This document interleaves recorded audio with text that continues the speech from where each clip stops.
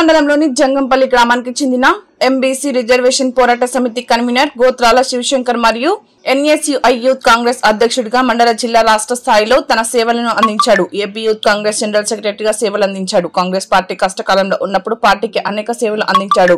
స్థానికంగా పార్టీ బలోపేతానికి కృషి చేశాడు. బీసీ సామాజిక వర్గానికి చెందిన సామాజిక, వైద్య, కార్మిక, ఉద్యోగ తెలంగాణ ఉద్యమంపై పోరాడిన వ్యక్తి.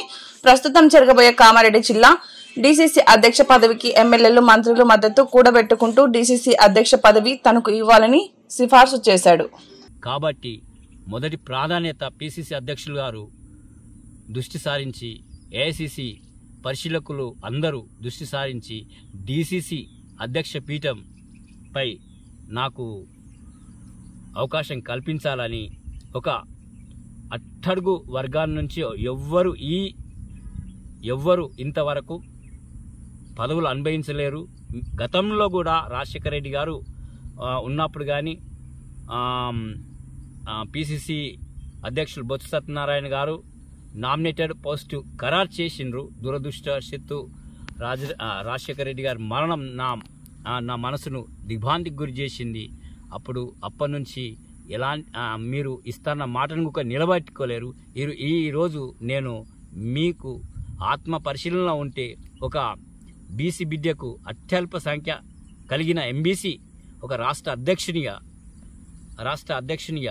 నేను డిమాండ్ చేస్తున్నా. అవకాశం కల్పించండి. నేను ఎందుకనంటే ఎన్ఎస్యుఐ యూత్ కాంగ్రెస్లో 23 సంవత్సరాలు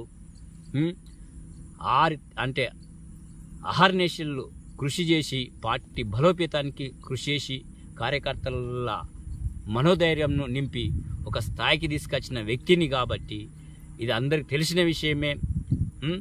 అందుకని మొదటి ప్రాధాన్యత నాకు ఇవ్వాల్సిందిగా కామారెడ్డి జిల్లా డీసీసీ అధ్యక్ష పీఠం మీద అవకాశం కల్పించాలని నేను పీసీసీకి కానీ పరిశీలకులకు కానీ మంత్రులకు కానీ ఎమ్మెల్యేలకు కానీ అందరినీ కలవడం జరిగింది. వాళ్ళు మద్దతు కూడా తెలియజేసారు.